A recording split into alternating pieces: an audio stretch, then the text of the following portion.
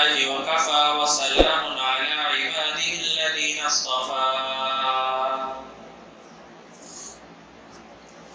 أما بعد فأعوذ بالله من الشيطان الرجيم بسم الله الرحمن الرحيم هنالك دعا زكريا ربه قال رب هب لي من لدنك ذرية طيبة إنك سميع الدعاء فنادته الملائكة وهو قائم يصلي في المحراب أن الله يبشرك بيحيى مصدقا بكلمة من الله وسيدا وحسورا ونبيا من الصالحين قال رب أنى يكون لي غلام وقد بلغني الكبر وامرأتي عاقر قال كذلك الله يفعل ما يشاء قال رب اجعل لي آية قال آيتك ألا تكلم الناس 3 أيام إلا رمزا واذكر ربك كثيرا وسبح بالعشي والإبكار صدق الله مولانا العظيم الحمد لله الحمد لله الحمد لله সূরা আলে ইমরান এর 38, 39, 40 এবং 41 এই মোট 4 আয়াত আপনাদের সামনে তেলাওয়াত করেছি। 14 পারায় আল্লাহ তাআলা আমাদের নবীজিকে লক্ষ্য করে বলেছেন, ফাঁকা জায়গাটা পূরণ করে বসে। আমাদের নবীজিকে লক্ষ্য করে বলেছেন, কোরআন মাজিদে জায়গায় জায়গায় আমি আপনার জন্য আপনার আগে যত নবীরা ছিলেন, যত নেককার বান্দারা ছিলেন, তাদের ঘটনা আপনার কাছে আমি বয়ান করব, যাতে করে আপনার হৃদয়টা শক্ত হয়ে যায়, ঈমানের উপরে মজবুত হয়ে যায়। আমাদের নবীজি সাল্লাল্লাহু আলাইহি ওয়াসাল্লামের ঈমান তো এমনি মজবুত ছিল, তাই না? নবীজির ঈমানের কাছে ধারাও আমরা যেতে পারবো? কোনোদিন সম্ভব না। তো কিন্তু আমাদের নবীজিকেই আল্লাহ তাআলা বলেন যে আমি জায়গায় জায়গায় ধাপে ধাপে অনেক নবীদের কথা, আল্লাহওয়ালাদের কথা আপনার কাছে বয়ান করব। কোরআনের আয়াত হলো ওয়াকুল্লান নাকুসসু আলাইকা মিন আনবাইর রুসুল মা নুসাব্বিতু বিহি ফুআদাক। ফুআদ মানে হলো হৃদয়। আমি ধাপে ধাপে রাসূলদের কথা আপনার কাছে বয়ান করব, উদ্দেশ্য হলো আপনার ফুআদ, আপনার হৃদয়টাকে ঈমানের উপরে মজবুত করে দেওয়া। তো সেই ধারাবাহিকতায় কোরআন মাজিদে জায়গায় জায়গায় পূর্ববর্তী অনেক নবী রাসূলদের কথা আল্লাহ তাআলা বয়ান করেছেন, এবং যারা আপনারা নিয়মিত তাফসীরে আসেন তাদের এই অভিজ্ঞতা হয়তো হয়ে গেছে যে একটা কথাকে সরাসরি বলে দিলে একরকম আসর হয়, আর একটা ঘটনা বলে বুঝালে এই আসরটা আরো বেশি হয়, তাই না?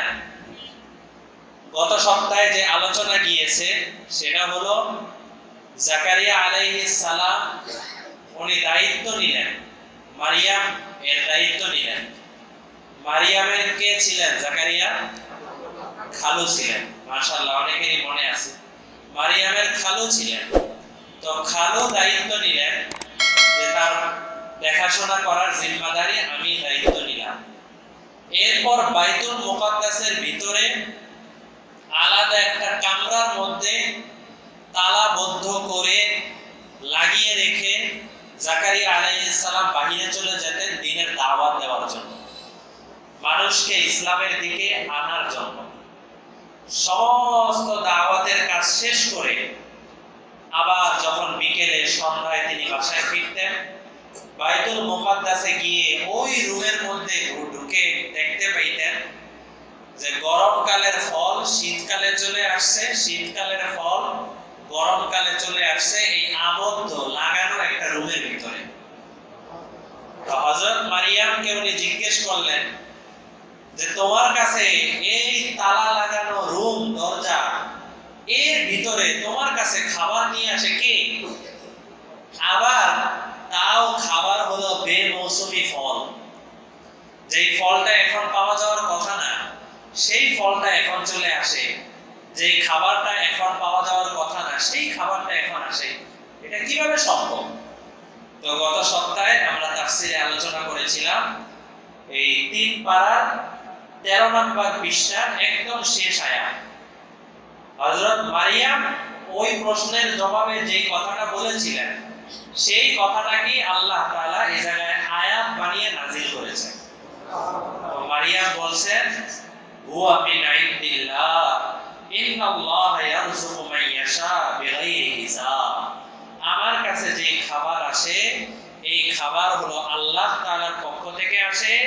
নিশ্চয়ই আল্লাহ তাআলা যদি কোনো মানুষকে খাবার দিতে চান, রিজিক দিতে চান বিগাইরি হিসাব, তাহলে কোন ধরনের হিসাব নিকাশ ছাড়াই আল্লাহ তাআলা বান্দাকে রিজিক দান করেন।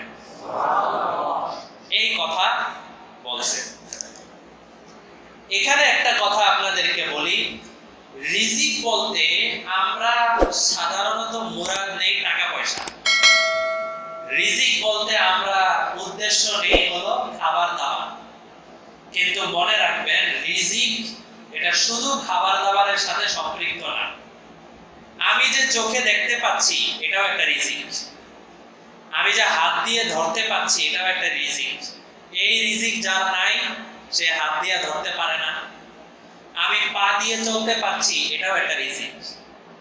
আমি আমার বুদ্ধি দিয়ে সঠিক জিনিসটা উপলব্ধি করতে পারছি, আমার পাশের লোক ওই জিনিসটা সহজ জিনিসটা বুঝে না, আমার কাছে যেটা সহজ তার কাছে ওইটা মারাত্মক কঠিন। আমাকে আল্লাহ তাআলা বুদ্ধির রিজিক দান করেছে।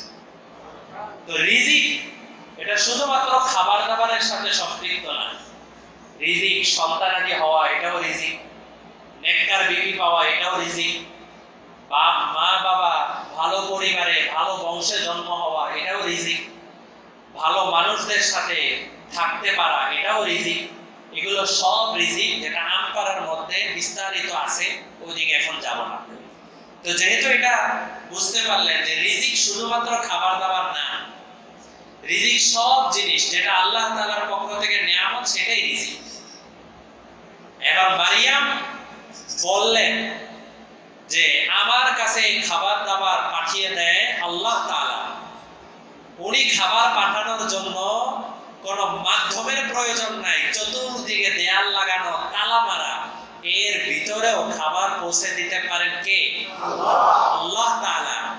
সুতরাং গত সপ্তাহেও বলছিলাম যে আপনি যদি দরজার ভিতরে আবদ্ধ হয়ে বসে থাকেন, তারপরেও যদি আল্লাহ তাআলা আপনাকে যে রিজিক লেখা আছে সেটা পৌঁছায় দিতে পারেন, তাহলে কি দরকার আমার সুদ খেয়ে রিজিক কামাই করা, ঘুষ খেয়ে রিজিক কামাই করা, মিথ্যা কথা বলে রিজিক কামাই করা, মানুষকে ঠকিয়ে এরপরে রিজিক কামাই করা, এগুলো আমার কি প্রয়োজন?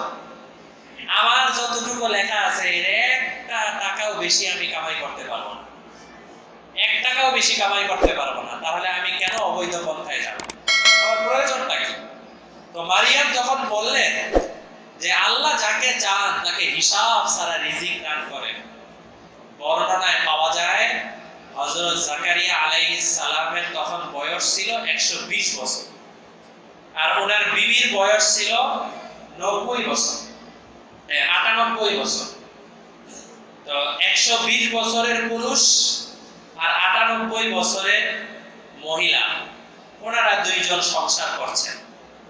হযরত জাকারিয়া আলাইহিস সালাম তার এই ছোট্ট আত্মীয় মারিয়ামের কথায় এমন ভাবে তার লাগছে কথাটা যে মারিয়াম এত চমৎকার ভাবে জবাব দিল, আল্লাহর পক্ষ থেকে আসে, আল্লাহ তাআলা যাকে চান তাকে হিসাব ছাড়া রিজিক দান করেন। আল্লাহ তাআলা বলেন হুনালিকা, আরবি ভাষা সম্পর্কে যাদের আপনারা কিছু হলেও পড়াশোনা করছেন তারা জানেন হুনালিকা শব্দের অর্থ হলো সাথে সাথেই, ওই জায়গায়। মারিয়াম এই কথাটা বলছেন, বলার সাথে সাথে এই যে 14 নম্বর পৃষ্ঠা প্রথম আয়াত, হুনালিকা দা জাকারিয়া রাব্বাহ, কোরআনের আয়াত। জাকারিয়া আলাইহিস সালাম সাথে সাথে ওই জায়গায় দাঁড়িয়েই রব্বা, তার রবকে উনি ডাক দিলেন, আল্লাহ এই ডাক দিলেন। ডাক দিয়ে পরে কি বললেন? ক্বালা রব্বি হাবলি মিন লাদুনকা যুররিয়াতান তাইয়্যিবা ইন্নাকা সামিউদ দুআ। এটা জাকারিয়া আলাইহিস সালাম বললেন রব্বি, হে আমার রব, হাবলি মিন লাদুনকা যুররিয়াতান তাইয়্যিবা, আমার কোন সন্তানাদি নাই, হে আমার রব, যদি আবদ্ধ ঘরের মধ্যে আপনি বান্দাকে রিজিক পৌঁছায় দিতে পারেন তাহলে বুড়া মানুষকেও আপনি সন্তান দান করতে পারেন। রব্বি হাবলি, আপনি আমাকে দান করেন, হাবলি আল্লাহ আপনি দয়া করেন, মিন লাদুনকা আপনার পক্ষ থেকে। সন্তান আসে কার পক্ষ থেকে? দেখছেন, মিন লাদুনকা আপনার পক্ষ থেকে, কোন মাজার থেকে, কোন বাবা পীর বাবার থেকে। এগুলা কেউ ধারণা করলে এটা ভুলের মধ্যে আছে। এখানেও থাকতে পারে, অথবা এখানে যারা আছেন তাদের কোন আত্মীয় স্বজন থাকতে পারে। বুঝায় দাও এটা মিন লাদুনকা আপনার পক্ষ থেকে, আল্লাহর পক্ষ থেকে। হাবিলি মিন লাদুনকা, হে আমার রব আপনার পক্ষ থেকে আমাকে দান করেন যুররিয়াতান তাইয়্যিবা, একটা পিওর খাঁটি পবিত্র একজন সন্তান আপনি আমাকে দান করেন। এই দোয়া উনি সাথে সাথে করলেন, ইন্নাকা সামিউদ দুআ। এই কথা বলে আবার উনি বলতেছেন, আল্লাহ আপনি তো দোয়া শুনেন, আপনি তো বান্দার দোয়া শুনেন, তাহলে আপনি দোয়া করেন, আমি দোয়া করলাম, আপনি আমার দোয়াটাকে কবুলও করে নেন। তাফসীরে ইবনে কাসিরের মধ্যে লেখছে হযরত জাকারিয়া আলাইহিস সালাম 120 বছর পর্যন্ত উনি কি সন্তানাদির জন্য দোয়া করেন নাই? দোয়া করছেন, বারবার দোয়া করছেন, আল্লাহর কাছে চাইছেন। আল্লাহ তাআলার কোন কারণে, আল্লাহ তাআলার হিকমতে ভালো মনে হয়েছে, আল্লাহ তাআলা তাকে সন্তান দেন নাই। এই মুহূর্তটা এসে উনি যে আবেগ নিয়ে দোয়া করছেন, যুবক কালে যদি তাকে সন্তান আল্লাহ তাআলা দিয়ে দিতেন তাহলে এই আবেগটা আসতো না, মনের ভিতরে এই অবস্থাটা আসতো না। তো তাফসীরের মধ্যে লেখে, যার দোয়ার মধ্যে মনের আবেগ অনেক বেশি থাকে, ভাঙ্গাচোরা দিল থাকে, ওই দিলের দোয়াটাকে আল্লাহ তাআলা তাড়াতাড়ি কবুল করেন।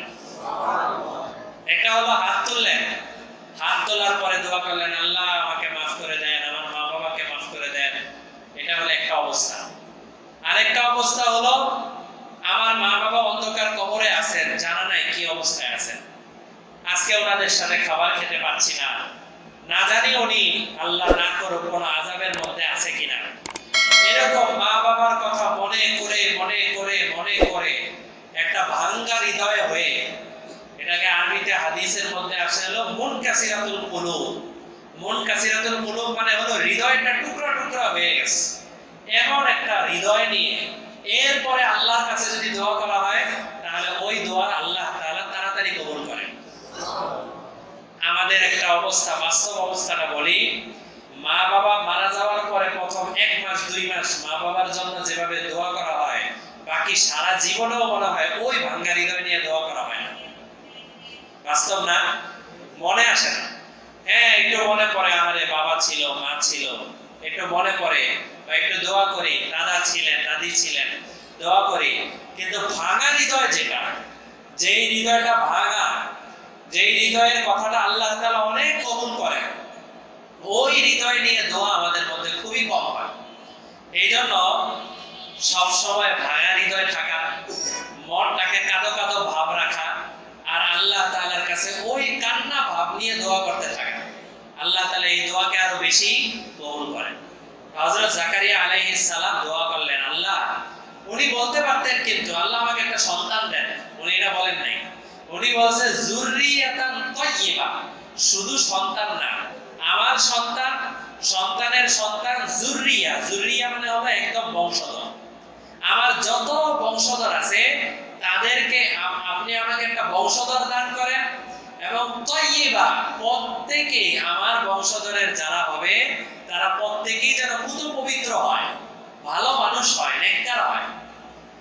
আল্লাহ আমাকে সুন্দর দান করেন, টাকা পয়সাওয়ালা দান করেন, বা এরকম কিছু দান করেন, এগুলা না, আমার নেককার একজন সন্তান, ভালো একজন সন্তান, যেই সন্তানকে দেখলে আমার ভালো লাগে।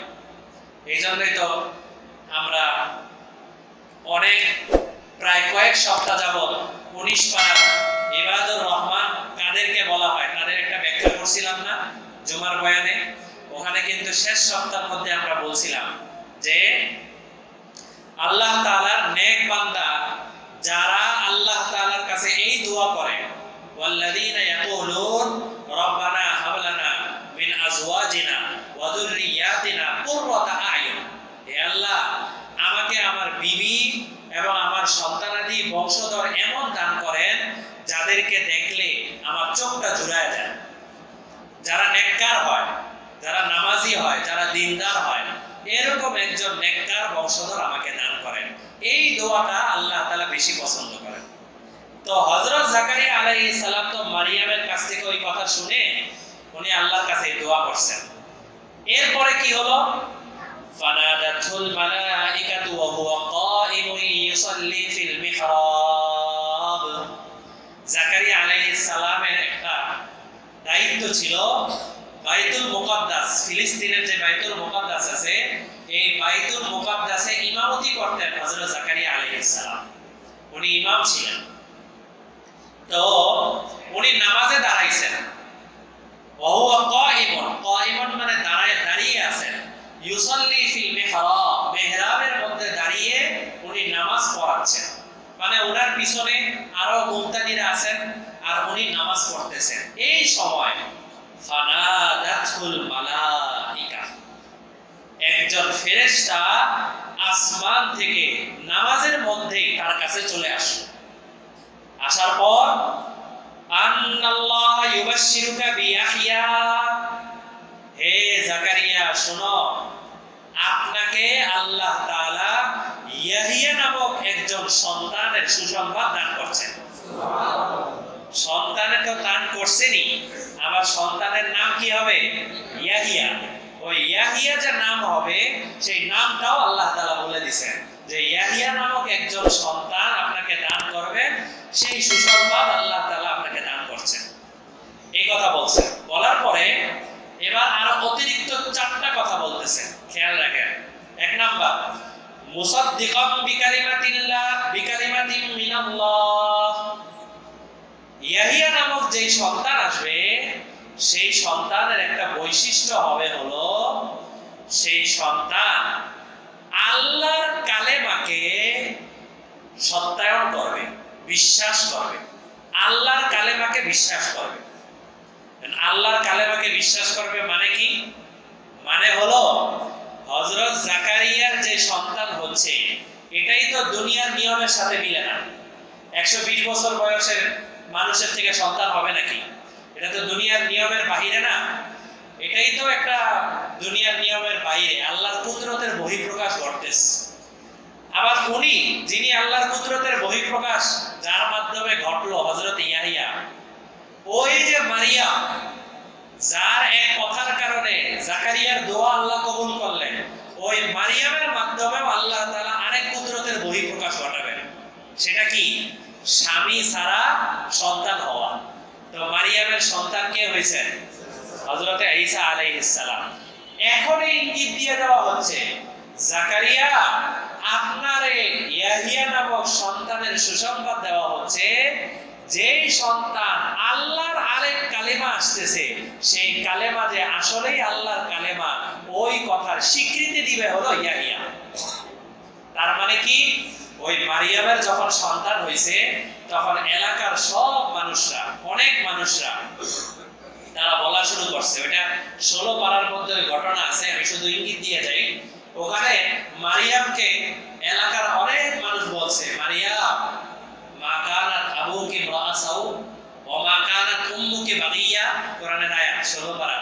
হে মারিয়াম, তোমার বাবা তো কারোর সাথে জিনা ব্যভিচার করতো না, তোমার মাও তো অন্য পুরুষের সাথে নিজের কোনো ইজ্জত বিলিয়ে দিত না, তাহলে তুমি এমন সন্তান নিয়ে আসলা।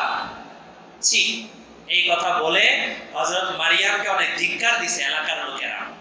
এলাকার লোকেরা যখন ধিক্কার দিছে, আল্লাহ তাআলা ওই শিশু ঈসার মুখ থেকে আওয়াজ বের করে দিয়েছেন, ইন্নী আব্দুল্লাহ, আমি হলাম আল্লাহর বান্দা।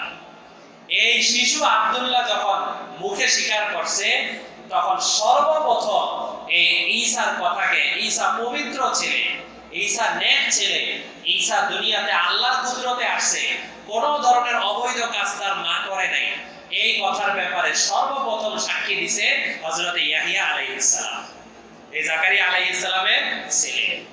তাহলে কি হলো, খালাতো ভাই নাকি তার ভাগিনা, নাকি ভাগিনা না? কারণ ইয়াহিয়া আর মারিয়াম দুইজন কি খালাতো ভাই বোন না? তো ভাই বোন যদি হয়, তাহলে হযরত জাকারিয়া ইয়াহিয়া যখন ঈসার ব্যাপারে সংবাদ দিচ্ছেন, তাহলে কার ব্যাপারে সংবাদ দিচ্ছেন? ভাগিনার ব্যাপারে সংবাদ দিচ্ছেন না? তো এই যে ভাগিনার ব্যাপারে মামা সংবাদ দিচ্ছেন, সর্বপ্রথম হযরত ইয়াহিয়া আলাইহিস সালাম উনি সত্যায়ন করছেন।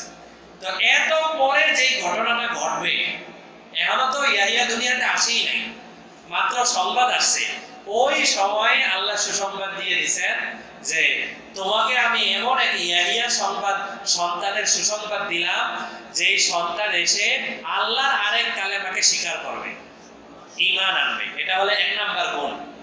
দুই নাম্বার, ওয়াসাইয়্যিদা, এই ইয়াহিয়া এলাকার মধ্যে সর্দার হবে।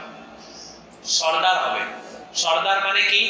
10 জন লোক তাকে মানে, 10 জন লোক তাকে নেতা হিসাবে মানে, এই সর্দার না। তাফসীরের কিতাবে আছে, সর্দার মানে হলো আল ফুকাহা আল আলিমুন। ফুকাহা মানে হলো যাদের মধ্যে আল্লাহ তাআলা দ্বীনের সমঝ দান করেছেন, আল আলিমুন যারা কোরআন হাদিসের আলেম, যারা আল্লাহর কিতাবের আলেম, তারাই হলো প্রত্যেক এলাকার সর্দার। তো আল্লাহ তাআলা বললেন এ সর্দার হবে, তার মানে এ হলো অতীতে যত কিতাব আসছে এই সমস্ত কিতাবের ব্যাপারে আলেম হবে তোমার ছেলে। তাহলে জন্মের আগে ছেলে যে আলেম হবে, এই ব্যাপারে আল্লাহ তাআলা কি দিয়ে দিচ্ছেন? সুসংবাদ দিয়ে দিচ্ছেন। আমাদের সমাজে মানুষ যারা সহি দ্বীনের বুঝ আছে, যারা দ্বীনদার, তাদেরকে দাম দেয় না, আলেমদেরকে মূল্যায়ন করে না। এটা আমাদের সমাজের অবক্ষয়, অধপতন, এটা কিছু করার নাই। আমাদের সমাজ দাম দেওয়ার জন্য, কাউকে মূল্যায়ন করার জন্য একটা মাপকাঠি বানাইছে, সেটা হলো টাকা। বুঝেন নাই? মাপকাঠিটা কি? টাকা। এবার ওই মাপকাঠি পর্যন্ত যে পৌঁছতে পারছে, ওই লোক হয়তো নিজের নামটাও ভালো করে লিখতে পারে না, কিন্তু টাকার মালিক হয়ে গেছে। এমন মানুষ আছে না সমাজে? নিজের সাইনটাও ভালো করে দিতে পারে না, কিন্তু টাকার মালিক হয়ে গেছে। মাপকাঠি বাস, ওই মাপকাঠি পর্যন্ত পৌঁছে গেছে, এবার আপনি আমাদের সর্দার। কারণ আমাদের সমাজে যার টাকা আছে সেই কি সর্দার, সেই আমাদের নেতা, সেই আমাদের সবকিছু।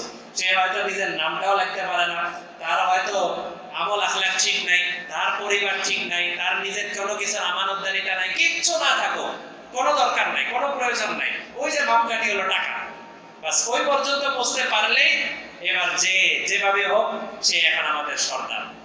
আল্লাহ তাআলা বলেন মাপকাঠি তো টাকা না, মাপকাঠি হলো দ্বীনের বুঝ, দ্বীনদার। কারণ কি? আল্লাহ রাসূল বলেন দুনিয়াতে এমন অনেক মানুষ আছে আশআথা, যাদের চুলগুলো এলোমেলো থাকে, ইকবার কদামাহু, জুতা পায়ে দেওয়ার মতো জুতা নাই, তার পা সবসময় ধুলামলিন থাকে। এই মানুষটাও মাঝে মধ্যে মাপকাঠি হলো কোরআন, মাপকাঠি হলো হাদিস, ওই কোরআন সুন্নাহ অনুযায়ী চলার কারণে আল্লাহর এত প্রিয় হয়ে যায়, সে যদি আল্লাহর নামে কসম করে বলে আল্লাহর কসম আল্লাহ তুমি বৃষ্টি নাজিল করো, তার এক কথার কারণে আল্লাহ তাআলা আসমান থেকে বৃষ্টি নাজিল করেন। সুবহানাল্লাহ, হাদিসের মধ্যে আছে, আমার কথা না। তাহলে আল্লাহ তাআলার কাছে মাপকাঠি কি? দ্বীনের বুঝ, দ্বীনদারি। আর আমাদের কাছে, দুনিয়াদারদের কাছে মাপকাঠি হলো টাকা। এই টাকা আছে, এবার শারীরিক, সাংসারিক, সামাজিক যত ধরনের দোষ তার থাকুক, সে সন্তান। তো আল্লাহ তাআলা এখানে বলতেছেন সাইয়্যিদা, তোমার যে সন্তান হবে 2 নাম্বার হলো তার মধ্যে ইলম থাকবে, তার মধ্যে জ্ঞান থাকবে, সে সর্দার হবে। 3 নাম্বার হলো ওয়াহাসুরা, দুনিয়ার অনেক ধরনের জরুরত আছে, খাবার দাবারের জরুরত, টাকা পয়সার জরুরত, বিবি সন্তানাদির জরুরত। তোমার যে সন্তান হবে এই সন্তানকে এই দুনিয়াবি জরুরতের প্রতি আলাদা কোনো আকর্ষণ দেওয়া হবে না, তাকে জন্ম থেকেই তৈরি করা হবে দ্বীনের প্রয়োজনের দিকে। যে জায়গায় দ্বীনদারি, যে জায়গায় আমল, যে জায়গায় নামাজ, যে জায়গায় জিকির, যে জায়গায় তেলাওয়াত, তোমার সন্তানের মধ্যে এমন এক গুণ দেওয়া হবে যে গুণের কারণে সে হয়ে যাবে হাসুর, মানে সব ভালো কাজের দিকে সে দৌড়াবে, খারাপ কাজের দিকে সে যাবে না। এটা হলো আরেকটা গুণ। ওয়ানাবিয়্যা, এখনো দুনিয়াতেই আসে নাই, আল্লাহ সুসংবাদ দিয়ে দিচ্ছেন সে নবী হবে। সর্বশেষ মিনাস সালিহিন, সে হবে অন্যান্য নেককারদের মতো, সেও হবে একজন আল্লাহওয়ালা। এইজন্য কেউ যদি একজন আরেকজনের কাছে দোয়া চায়, ভাই আমার জন্য দোয়া করেন, তাহলে সবচেয়ে উত্তম দোয়া হলো আল্লাহ তাআলা তোমাকে আল্লাহওয়ালা বানায় নেন, আল্লাহ তাআলা তোমাকে আল্লাহর ওলি বানায় নেন, আল্লাহ তোমাকে আল্লাহর প্রিয় বানায় নেন। যেন আমাদের অনেক বুজুর্গরা এমন ছিলেন যাদের কাছে দোয়া চলে, আল্লাহ তুমকো আল্লাহ ওয়ালে বানা দে, আল্লাহ তুমকো আল্লাহ ওয়ালে বানা দে, এই দোয়া করতেন। আল্লাহ তোমাকে আল্লাহ ওয়ালা বানায় দেন, আল্লাহ তোমাকে নেককার বানায় দেন, এই যে মিনাস সালিহিন, আল্লাহ তোমাকে নেককার বানায় দেন। এখন হযরত জাকারিয়া আলাইহিস সালামকে তো ফেরেশতা এই সংবাদ দিছে। জাকারিয়া আলাইহিস সালাম পরে কি বলে দেখেন, ক্বালা রাব্বি আন্না ইয়াকুনু লি গুলাম, হে আমার রব, আমার কি আসলে সন্তান হবে? ওয়াকাদ বালাগানিয়াল কিবার, অথচ আমি বুড়া হয়ে গেছি। কিবার মানে বুড়া, বয়স, আমি বুড়া হয়ে গেছি। ওয়ামরাআতি আকির, এবং আমি শুধু বুড়া হয়েছি এটা না, বরং আমার বিবিও হলো বন্ধা। উনি নিজে বুড়া আর বিবিকে বন্ধা, বিবির সন্তান হয় না। আল্লাহ তাআলা এই কথার জবাবে হযরত জাকারিয়া যে কথা বললেন, আল্লাহ আমার সন্তান হবে, ক্বালা কাযালিকাল্লাহু ইয়াফআলু মা ইয়াশা, আল্লাহ বলেন আল্লাহ তাআলা এভাবেই তার মনে যা চায় তিনি সেই কাজটাই করেন, তার কাজে কেউ কি করতে পারবে না, বাধা দিতে পারবে না। এই জন্যই আমরা মাঝে মধ্যে দোয়ার মধ্যে বলি, আল্লাহ আপনি যদি আমাদেরকে মাফ করে দেন কেউ আপনাকে বাধা দিবে না, আপনি আমাকে মাফ করে দেন, আমাদেরকে ক্ষমা করে দেন, আল্লাহ তাআলা চাইলে কেউ আমাকে বাধা দিতে পারবে না। হযরত জাকারিয়া আরো আশ্চর্য হয়ে বলতেছেন, ক্বালা রাব্বি জাআলনি আয়া, আল্লাহ সন্তান হতে হতে তো আরো 1 বছর 10 মাস 9 মাস, আসলেও কি আমার বিবির সন্তান হবে?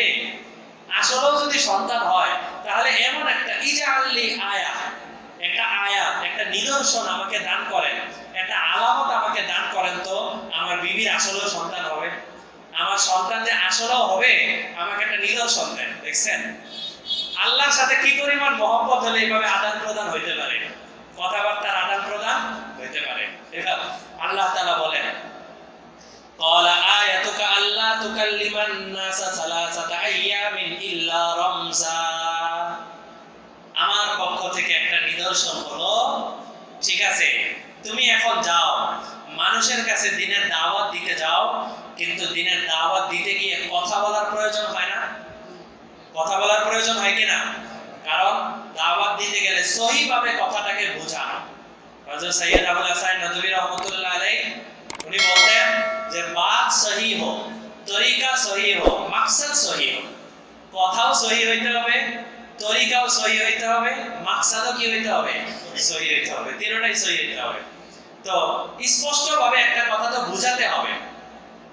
তো আল্লাহ তাআলা বলেন তোমার তো দাওয়াত দিতে গেলে কথা বলার প্রয়োজন হয়, হ্যাঁ কথা বলার তো প্রয়োজন হয়, যাও তোমাকে একটা নিদর্শন দিলাম, এখন থেকে দাওয়াত দিতে গেলে সালাসাতা আইয়াম, সালাসা মানে কত, 3, মাশাআল্লাহ অনেকে তো আরবি পারেন, সালাসাতা মানে কত, 3, সালাসাতা আইয়াম, এখন থেকে নিয়ে 3 দিন পর্যন্ত তুমি যত মানুষের সাথে কথাবার্তা বলতে যাবা তোমার মুখ দিয়ে কোনো কথা বের হবে না, তোমার মুখ দিয়ে কোনো কথা বের হবে না, কিন্তু তুমি যদি বলো সুবহানাল্লাহ, আলহামদুলিল্লাহ, আলহামদুলিল্লাহ, লা ইলাহা ইল্লাল্লাহ, আল্লাহু আকবার।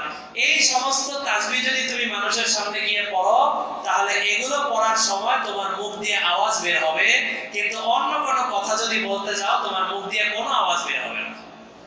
হযরত জাকারিয়া পরীক্ষা করতে বের হয়েছেন, উনি বাইতুল মুকাদ্দাস থেকে বের হয়ে গেছেন, অনেক মানুষ দাঁড়ানো, উনি সবার সাথে কথা বলতে যান, মুখ দিয়ে কোনো আওয়াজ হয় না, কোনো আওয়াজ হয় না। কিন্তু যখনই বলেন সুবহানাল্লাহ, আলহামদুলিল্লাহ, এবার মুখ দিয়ে আওয়াজ বের হয়ে শুরু হয়েছে।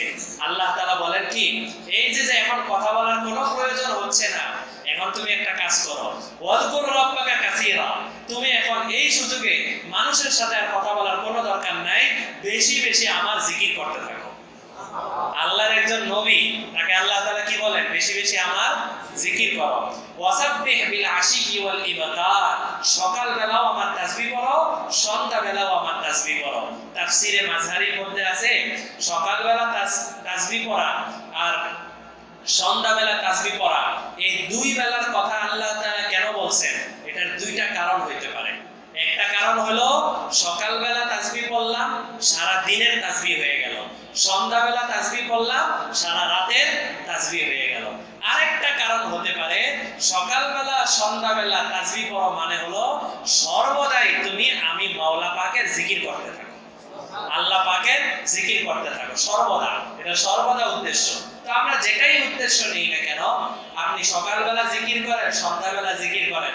তো জাকারিয়া আলাইহিস সালামকে আল্লাহ তাআলা বললেন যে এখন যেহেতু কোনো কথা বলা নাই, বাস আমার পক্ষ থেকে একটা নিদর্শন হলো তুমি আমার তাসবিহ পড়তে থাকো, আমার জিকির করতে থাকো।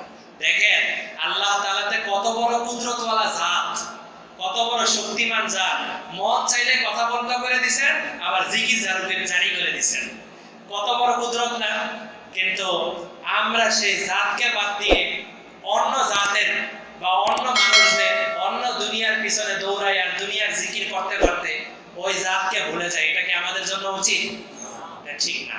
তো যাই হোক, হযরত জাকারিয়া আলাইহিস সালামের এই ঘটনা আল্লাহ তাআলা বললেন, যেহেতু জাকারিয়ার ঘটনা শেষ, এবার প্রসঙ্গক্রমে অটোমেটিক কার ঘটনা চলে আসবে? হযরত মারিয়ামের কথা রয়ে গেল না? হযরত জাকারিয়ার তো সংবাদ আসলো ইয়াহিয়া হবে, এবং ইয়াহিয়া আলাইহিস সালাম উনি নবী হবেন, ওনার এই গুণ থাকবে। এখন প্রসঙ্গক্রমে হযরত মারিয়ামের কথাও আল্লাহ তাআলা আলোচনা করবেন, ওটা সামনের আয়াতে ইনশাআল্লাহ আসবে।